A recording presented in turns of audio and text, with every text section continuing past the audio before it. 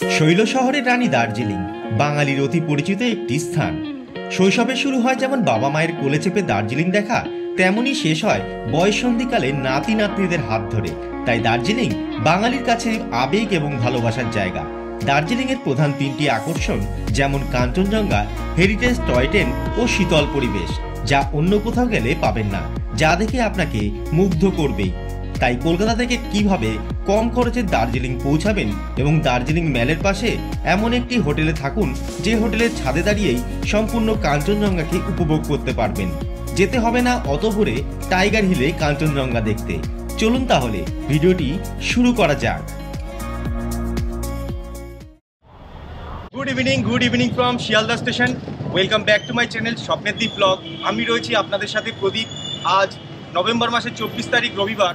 ঘড়িতে এই মুহূর্তে time Sandhya 7:40।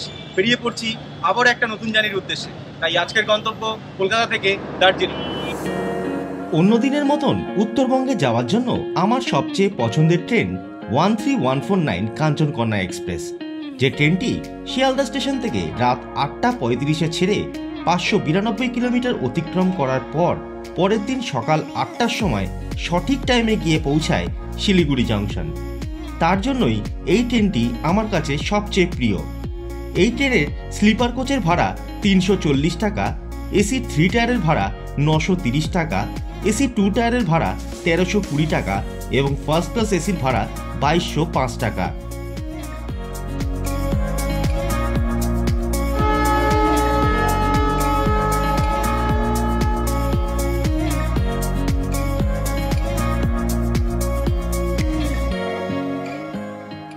Good morning from Siliguri. ঘড়িতে এই মুহূর্তে টাইম সকাল 8:10।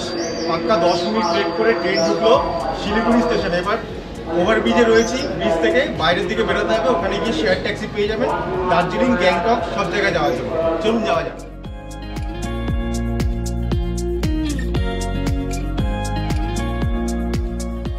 উত্তরবঙ্গের প্রাণকেন্দ্র বলতে পারেন শিলিগুড়িকে। এখানে রয়েছে বাস স্ট্যান্ড, ট্যাক্সি স্ট্যান্ড, সব কিছু। তাই শিলিগুড়ি স্টেশনের বাইরে বেরিয়ে দেখতে পারবেন ট্যাক্সি স্ট্যান্ড। সেখান থেকে ট্যাক্সি বুক করে নিয়েও যেতে পারেন। এছাড়া কিছুটা সামনের দিকে এগিয়ে আসলেই রাস্তার ঠিক বাদিকেই পড়বে এনবিএসটিসি বাস স্ট্যান্ড। সেখান থেকে আপনারা বাসে করেও দার্জিলিং পৌঁছাতে পারেন। তবে আমি গেছিলাম বাস স্ট্যান্ডের ঠিক পাশে যে ট্যাক্সি স্ট্যান্ড রয়েছে সেখান থেকে শেয়ার ট্যাক্সি করে। ভাড়া পড়েছিল জনপ্রতি 300 টাকা করে।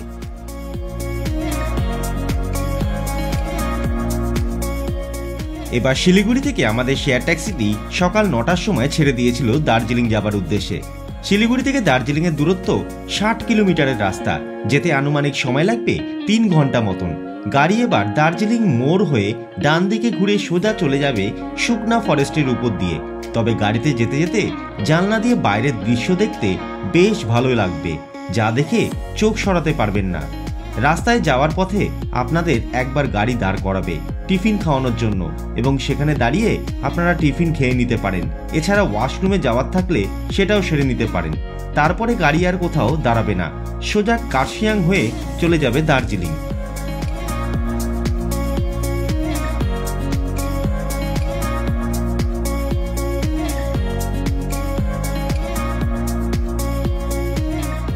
এবার গাড়ি আমাদের কার্শিয়াংয়ের ঠিক একটু আগেই খুব সুন্দর একটি পাহাড়ি জায়গায় দাঁড় করিয়েছে টিফিন খাওয়ানোর জন্য। তবে সেই জায়গার প্রাকৃতিক দৃশ্য ছিল অসাধারণ। টিফিনে এখানে আপনারা চা, কফি, ম্যাগি সব কিছু পেয়ে যাবেন। খাওয়া দাওয়া সেরে আবারও আপনারা গাড়িতে উঠে সোজা রওনা দিন দার্জিলিংয়ের উদ্দেশ্যে।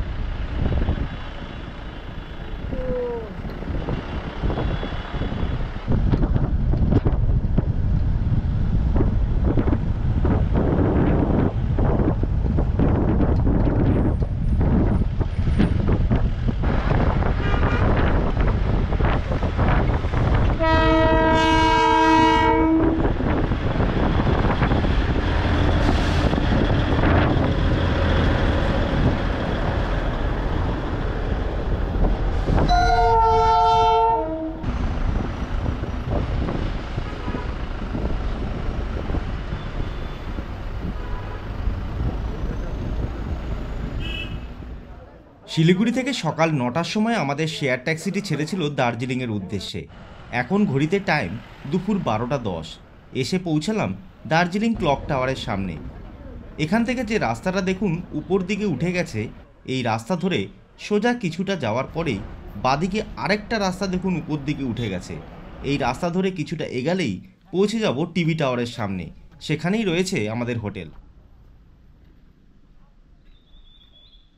তো বন্ধুরা, ফাইনালি রুমে চলে এসেছি।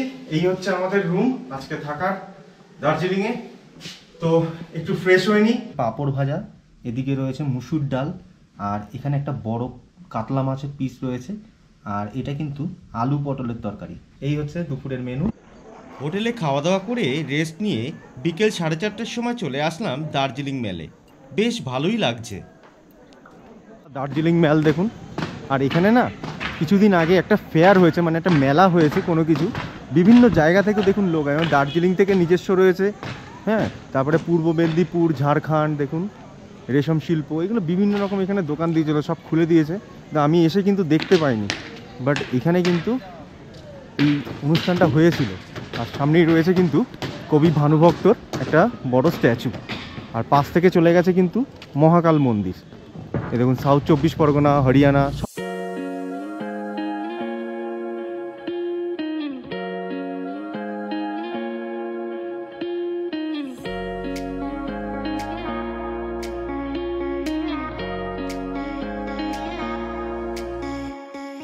দার্জিলিংয়ের ওয়েদার কখনো বা পরিষ্কার, কখনো বা মেঘলা। সন্ধ্যা হওয়ার আগে আগেই হঠাৎ মেঘলা হয়ে গেল, আবার দেখছি আস্তে আস্তে ওয়েদার ক্লিয়ার হচ্ছে। এবার হোটেলে এসে রাত্রে রুটি চিকেন কষা খেয়ে তাড়াতাড়ি শুয়ে পড়ব, কারণ সকালে ভোরে উঠে আপনাদেরকে এই হোটেলে দাঁড়িয়েই দেখাবো অপূর্ব কাঞ্চনজঙ্ঘার মনোরম দৃশ্য, যা দেখতে অত ভোর রাতে টাইগার হিলে যেতে হবে না। Good morning from Darjeeling. দার্জিলিংয়ে আজকে আমার দ্বিতীয় দিন, আর এখন কিন্তু ঘড়িতে বাজে সকাল 6টা 5। আর এই মুহূর্তে কিন্তু সূর্য উঠছে, আর এদিকে কিন্তু হোটেলের ছাদ থেকেই কাঞ্চনজঙ্ঘা দেখা যাচ্ছে। আর এপাশে দেখুন এই যে সূর্য উঠছে, হ্যাঁ, কি দারুণ লাগছে দেখুন সকালবেলার এই দৃশ্য, এত সুন্দর দেখুন। আর এদিকে কিন্তু কাঞ্চনজঙ্ঘা রয়েছে দেখুন, এই যে কি অপূর্ব দৃশ্য দেখুন। ওহ, দেখেছেন?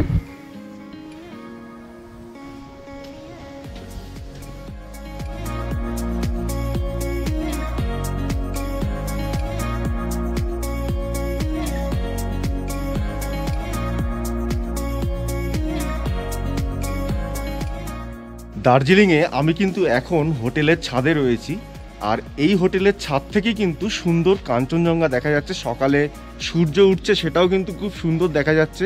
আর এই সামনে দেখুন আমার ঠিক হাতের সোজাসুজি, এটা কিন্তু টাইগার হিল। ওই যে উপরে দেখুন যে বিল্ডিং মতনটা করা আছে, ওখানে কিন্তু সবাই উঠে গিয়ে কাঞ্চনজঙ্ঘা দেখে।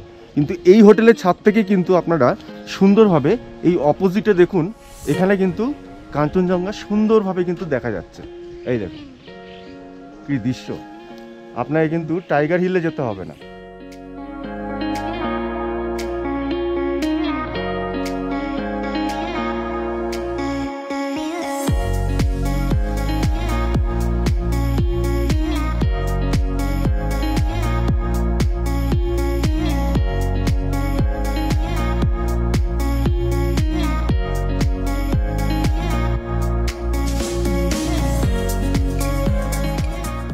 আমি এখন রয়েছি কুমুদ রেসিডেন্সির ছাদে, আর এখান থেকে কিন্তু আমার অপোজিটে কিন্তু দেখা যাচ্ছে সূর্য উঠেছে, অর্থাৎ তার ঠিক এপাশে কিন্তু কাঞ্চনজঙ্ঘাকে একদম পরিষ্কার দেখা যাচ্ছে। এত সুন্দরভাবে ছাদ থেকে দেখা যাচ্ছে। আজকে ওয়েদারটা পুরো ক্লিয়ার, সূর্যের আলো পুরো মুখে পড়ছে একদম। আর এখান থেকে কিন্তু কাঞ্চনজঙ্ঘা একদম অপূর্বভাবে দেখা যাচ্ছে ছাদে দাঁড়িয়ে দাঁড়িয়ে। আপনাদের কিন্তু টাইগার হিলে যেতে হবে না কাঞ্চনজঙ্ঘাকে দেখার জন্য, এখানে দাঁড়িয়ে দাঁড়িয়ে কিন্তু আপনারা সুন্দর কাঞ্চনজঙ্ঘাকে দেখতে পাবেন। সকালের টিফিনে চলে আসলো ডিম টোস্ট, এটা খেয়েই এখন বেরিয়ে যাব বাইরে। চলুন ঝপ করে খেয়ে নেওয়া যাক। দার্জিলিংয়ে কিন্তু বেশ ভালোই ঠান্ডা রয়েছে, আর আজকে সকালের দৃশ্য কিন্তু আপনাদেরকে আমি দেখালাম। আর ওয়েদার কিন্তু খুব পরিষ্কার আজকে। তো আমি এখন কিন্তু আপনাদের হোটেল কুমুদ রেসিডেন্সির আরও 2-3টে রুম আমি আপনাদের দেখিয়ে দিচ্ছি, দেখে নিন। নিচের তলায় 101 নম্বর রুম রয়েছে। এই রুমটা কিন্তু বেশ বড় পাবেন, এই সাইড থেকেও পাবেন। এই দেখুন বেশ কিন্তু পরিষ্কারভাবে পাহাড় কিন্তু ঘরে বসে বসেই উপভোগ করতে পারবেন। হোটেল কুমুদের এই যে রুমগুলি দেখছেন, এই রুমের একজনের ফুডিং লজিং সমেত একদিনের ভাড়া 1200 টাকা। এই হোটেল থেকে দার্জিলিং ম্যাল মাত্র 5 থেকে 6 মিনিট হাঁটা পথে রয়েছে। আর এই হোটেলে বাইক বা গাড়ি নিয়ে আসলে পার্কিংয়ের ব্যবস্থা রয়েছে। এই একটা রুম দেখুন, 103 নাম্বার রুম। এই রুমটাও কিন্তু বেশ বড়। আর এই খাটে কিন্তু আপনারা 3 জন শুতে পারবেন। আর পিছনের যে জানলাটা রয়েছে, জানলা থেকে কিন্তু পাহাড় দেখা যায়। দেখুন পরিষ্কারভাবে পাহাড় দেখা যাচ্ছে, দেখেছেন? এই রুমটা কিন্তু বেশ বড়। এই রুমে কিন্তু এলসিডি লাগানো রয়েছে, একটা বড় সোফা রয়েছে, হ্যাঁ। আর ওয়াশরুমটা দেখুন, ওয়াশরুমটা কিন্তু বেশ বড়, পরিষ্কার। এই একটা দেখুন 105 নাম্বার রুম। এই রুমটা কিন্তু বিশাল বড় এবং এই রুমে কিন্তু এই খাটে যেমন 3 জন আপনারা শুতে পারবেন, আবার এদিকেও কিন্তু 3 জন শুতে পারবেন। আপনারা যদি 6 জন বেড়াতে আসেন তখন কিন্তু এই রুমটা আপনারা নিতে পারেন। এদিকে 3 জন শুতে পারবেন, এদিকে 3 জন শুতে পারবেন। আর এখানে একটা বড় ডেস্ক লাগানো রয়েছে, হ্যাঁ। আর এর ওয়াশরুমটাও কিন্তু বেশ বড়, দেখুন। রুমটা কিন্তু বেশ বড়। এদিকে কিন্তু একটা এলসিডি লাগানো রয়েছে। প্রত্যেকটা রুমে কিন্তু এরকম ইলেকট্রিক কেটলি বসানো রয়েছে। আপনারা চা করে খেতে পারেন, গরম জল লাগলে এখান থেকেও নিয়েও খেতে পারেন। প্রত্যেকটা রুমেই কিন্তু আপনারা এই ইলেকট্রিক কেটলি পেয়ে যাবেন। দার্জিলিংয়ে বেড়াতে এসে যদি আপনারা শেয়ার ট্যাক্সিতে সাইট সিন ঘুরতে চান, তাহলে এই ওম শ্রী গণেশায় নম্বর ট্যুর অ্যান্ড ট্রাভেলসের থেকে বুকিং করতে পারেন। এনারা শেয়ার ট্যাক্সিতে দার্জিলিংয়ের লোকাল সাইট সিনগুলিকে ঘোরান। আপনারা যদি দার্জিলিংয়ে 2 জন বা 3 জন বেড়াতে আসেন, যদি মনে করেন যে আমরা একটা পুরো গাড়ি ভাড়া করে ঘুরবো না, শেয়ার ট্যাক্সি করে ঘুরবো, তাহলে আপনারা এই অফিসে এসে যোগাযোগ করতে পারেন। এনারা খুব সুন্দরভাবে দার্জিলিংয়ের লোকাল সাইট সিনগুলোকে ঘুরে দেখায়। ভাড়া মোটামুটি জনপ্রতি 300 থেকে 500 টাকার মধ্যেই।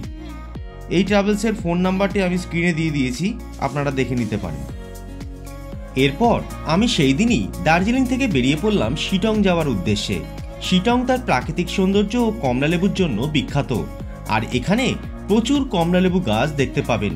এই ডিসেম্বর মাসে শিটংয়ে কমলালেবুর বাগানে প্রচুর কমলালেবু দেখতে পাওয়া যায় এবং সেগুলি আপনারা কিনেও আনতে পারেন। তাই দেখতে ছুটে চললাম শিটংয়ের পথে। শিটং ভ্রমণের সম্পূর্ণ ডিটেলস নিয়ে এর পরবর্তী ভিডিও আসতে চলেছে। যদি ভিডিওগুলি ভালো লাগে অবশ্যই লাইক, কমেন্ট, শেয়ার করবেন এবং চ্যানেলটিকে সাবস্ক্রাইব করে পাশে থাকবেন। সবাই ভালো থাকবেন, সুস্থ থাকবেন। ধন্যবাদ।